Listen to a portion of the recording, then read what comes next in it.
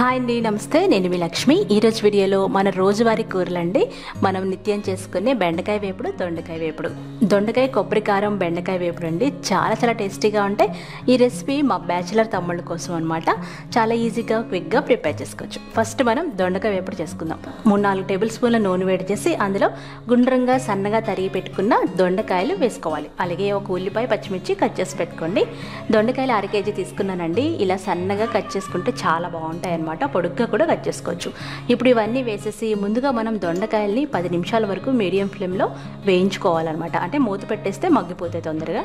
ఎందుకంటే దొండకాయలు వేగడానికి చాలా టైం పడుతుంది కాబట్టి ఇది ఒక చిన్న టెక్నిక్. మూత పెట్టేసి మగ్గించుకోవాలి. మధ్య మధ్యలో కలుపుకుంటూ ఉండాలి. చూడండి, దొండకాయలు కలర్ మారినాయి కదా. ఒక 10 నిమిషాల టైం షూర్గా పడుతుందండి. ఇలా చక్కగా కలర్ మారిన తర్వాత అందులో మనం కట్ చేసి పెట్టుకున్న ఉల్లిపాయ, పచ్చిమిర్చి వేసేయాలి. ఇవి కూడా వేసిన తర్వాత మరలా మనం కలుపుకుంటూ మరొక 10 నిమిషాల వరకు మగ్గించుకోవాలన్నమాట. మూత పెడితే తొందరగా మగ్గుతుంది. చక్కగా మగ్గిన తర్వాత దొండకాయలని ఇలా కడాయిలో పక్కకి జరిపేసి ఆ నూనెలోనే పోపు దినుసులు వేసుకోవాలి. 1 టీ స్పూన్ ఆవాలు, 1 టేబుల్ స్పూన్ పచ్చిశనగపప్పు, 1 టేబుల్ స్పూన్ మినపప్పు, అలాగే దంచుకున్న 4-5 వెల్లుల్లి రెబ్బలు, అలాగే ఎండుమిరపకాయలు ఇవన్నీ వేసుకొని ఆ కొంచెం నూనెలోనే చక్కగా ఫ్రై చేసుకోవాలన్నమాట.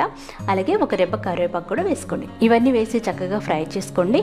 ఇప్పుడు నూనె ఎక్కువ అవ్వదు, దొండకాయలు వేగలేదు, పోపు మాడిపోయిందనే బాధ కూడా ఉండదు. ఈ వేగుతూ ఉండగా మనం అరచిప్ప కొబ్బరికాయ ముక్కలు తీసుకోవాలండి. ఇలా పచ్చి కొబ్బరి అనమాట. వీటిని గ్రైండ్ చేసుకుని పక్కన పెట్టుకోండి. అరచిప్ప వేస్తే సరిపోతుంది.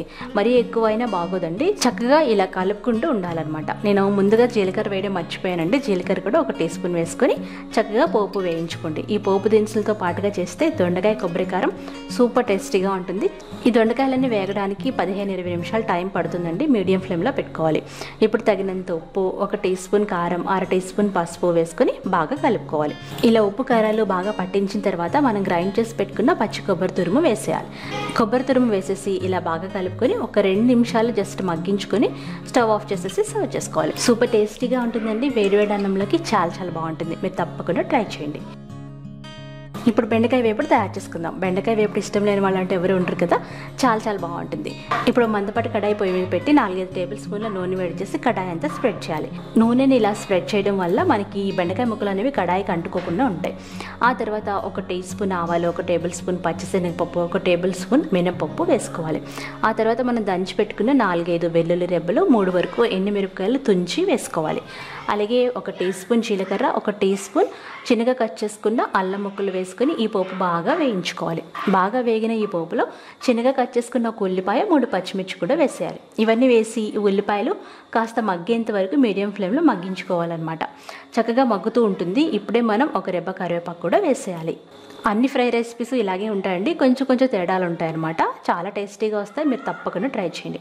ఇప్పుడు మీరు కట్ చేసి పెట్టుకున్న 1/2 కేజీ బెండకాయ ముక్కలు వేసేయాలి. ఇక్కడ ఒక టిప్ చెప్తానండి. బెండకాయలు ముందు రోజే కట్ చేసి ఫ్రిడ్జ్లో పెట్టుకుంటే మనకి ఆ జిగురు అనేది చాలా వరకు తగ్గుతుంది. నెక్స్ట్ డే చేసుకోవడానికి టైం కూడా సేవ్ అవుతుంది.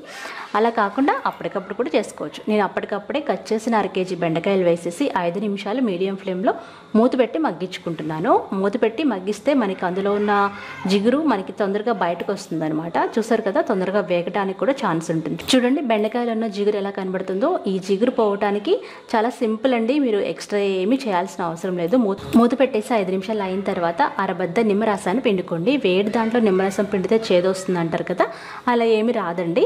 దీని బదులుగా మీరు 1 టీ స్పూన్ వెనిగర్ కూడా వేసుకోవచ్చు. నిమ్మరసం వేసిన తర్వాత మరొక 5 నిమిషాలు మూత పెట్టేసి మగ్గించుకోండి.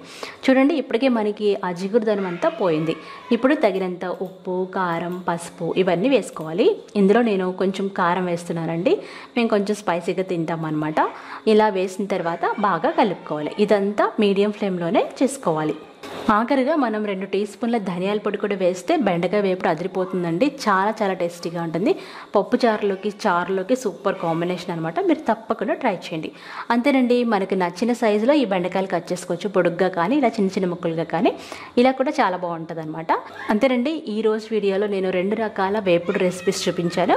ఇవి తప్పకుండా ట్రై చేసి మీకు ఎలా కుదిరిందో నాకు కామెంట్ చేయండి. ఈ వీడియో నచ్చితే లైక్ చేయండి, షేర్ చేయండి. బాయ్.